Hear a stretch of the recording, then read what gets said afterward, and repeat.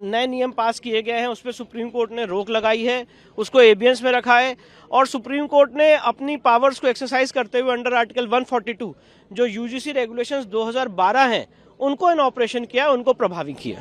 अगला कदम क्या रहेगा, क्योंकि इस पे सुप्रीम कोर्ट की तरफ अब सुप्रीम कोर्ट ने इस मामले में केंद्र सरकार को और सारे पक्षकारों को नोटिस जारी किया है और इस मामले की अगली सुनवाई 19 मार्च को निर्धारित की गई है। 19 मार्च को क्या कुछ होने की संभावना है? अब ये तो कोई व्यक्ति प्रेडिक्ट नहीं कर सकता है। केंद्र सरकार से जवाब मांगा है, केंद्र सरकार अपना जवाब देगी। हमने इस बात को पॉइंट आउट किया कि अगर इस प्रकार से रेगुलेशन लागू रह जाते हैं, अभी यूनिवर्सिटीज़ में एडमिशन्स होने वाले हैं, नए फ्रेशर्स बच्चे जाएंगे जिन्हें रैगिंग का सामना होगा और रैगिंग यूनिवर्सिटीज़ में all across the world, her university, her college, her campus में रिकॉग्नाइज्ड फैक्ट है।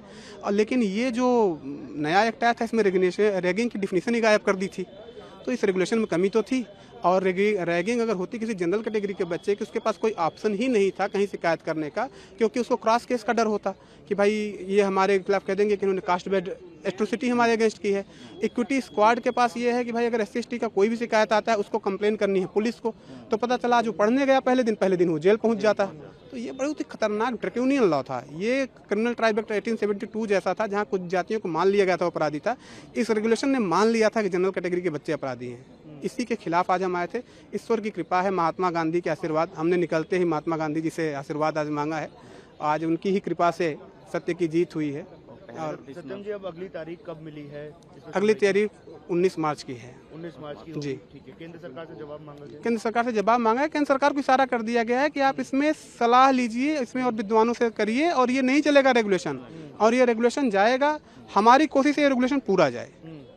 हम इसमें अमेंडमेंट से नहीं, ये पूरा रेगुलेशन जाए और ऐसा कानून बने जिसमें किसी भी प्रकार का किसी भी बच्चे को फाल्सली इम्प्लीकेट करने का कोई भी चांस स्कोप ना हो। अदरवाइज पॉलिटिकल पार्टी जो उनके प्रवक्ता बैठे हैं बच्चों को फंसाने के लिए। अब पर्टिकुलर देखिए, हम कास्टलेस सोसाइटी चाहते हैं। अगर आप अभी किसी यूनिवर्सिटी कैंपस, किसी हॉस्टल में चले जाएं, ठंडियों का सीजन चल रहा है, एक ही रजाई में जनरल और OBC का बच्चा बैठा हुआ मिल जाएगा आपको।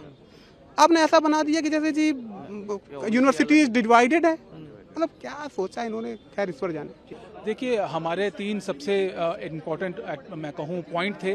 पहला जो 3C सेक्शन है, उस 3C सेक्शन के अंदर जो कास्ट डिस्क्रिमिनेशन की बात की गई थी, उस कास्ट डिस्क्रिमिनेशन के अंदर जनरल कैटेगरी को एक्सक्लूड कर दिया गया था और सिर्फ 3 कैटेगरी SC/ST और OBCs को रखा गया। इसका मतलब कहीं ना कहीं ये मैसेज देने की बात की जा रही थी लगातार कि जनरल कैटेगरी के लोग जो हैं वो इन 3 जो कम्युनिटीज़ हैं, कास्ट हैं, इनका सिर्फ एक्सप्लॉइट करते हैं, जो कि हमारे साइड से ये था कि ये गलत है। Constitutionally it can not be possible और आप ऐसा कह नहीं सकते। और कहीं ना कहीं ये मैसेज, गलत मैसेज जो है वो इस 3C की तरफ से जा रहा था, जिसको हमने लेकर आज बहस की थी। और जो हमारे CJI हैं उन्होंने इस बात को माना कि बिल्कुल 3C जो सेक्शन है वो कहीं ना कहीं बहुत बड़े इंप्लीकेशंस यहाँ दिखा रहा है और चिंता जाहिर की, और इसीलिए इसको स्टे भी किया गया।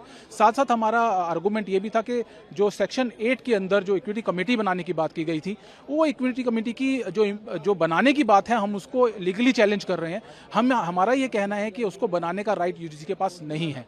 वो कमेटी या तो UGC सेंट्रल लेवल पे फ्रेम कर सकती है, नहीं तो कॉलेजेस के स्टेट लेवल के ऊपर वो कमेटी जो है फ्रेम नहीं की जा सकती।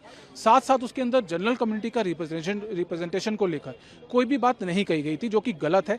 जब सब कम्युनिटीज को आप रिप्रेजेंटेशन दे रहे हैं तो कहीं ना कहीं वहाँ पे समानता के अधिकार के साथ आपको जनरल कम्युनिटी का भी रिप्रेजेंटेशन वहाँ होना चाहिए था। इसके साथ आर्गूमेंट एक और था कि जो शिकायत करने की जो प्रक्रिया है, उसमें अगर कोई शिकायत झूठी करता है तो उसके ऊपर क्या एक्शन होगा, या फिर कोई शिकायत बार बार करता है तो उसके ऊपर क्या एक्शन होगा। तो इस चीज़ को लेकर भी यहाँ आज बात की गई और CJI ने इस बात को माना कि बहुत सारे फॉल्स हैं यहाँ पे जिनको भरने की जरूरत है। और इसी को लेकर एक सजेशन CJI की तरफ से आया। उन्होंने ये कहा है कि एक कमेटी यहाँ पे गठित की जाए, जिस कमेटी के अंदर जो लीगल एक्सपर्ट हों वो होने चाहिए, जो एकोमोडेशन हो वो होने चाहिए, जो सामाजिक कार्यकर्ता हैं जो इस सस्पेक्ट के बारे में नॉलेज रखते हैं वो होने चाहिए। उसको लेकर कमेटी बने और रूल रेगुलेशन को दोबारा से देखा जाए और ऐसे रूल रेगुलेशन बनाए जाए जो समाज के लिए, हमारी यूनिवर्सिटीज़ के लिए और बच्चों के लिए सही हो और समानता के अधिकार को मैनेज करते हैं। अब अगली सुनवाई किस तारीख को होगी सर? 19 मार्च के लिए सुनवाई रखी गई है। इससे पहले एक पिटीशन जो कि 2019 से चल रही है, जिस डायरेक्शन के बाद ये रूल्स बने थे, उस पिटीशन के साथ लगा दिया गया है इनको। और अब तीन आज रिट पिटीशन थी वो जो इनकी सुनवाई थी, और अब तीनों रिट पिटीशन जो है वो 19 मार्च को सुनवाई होगी।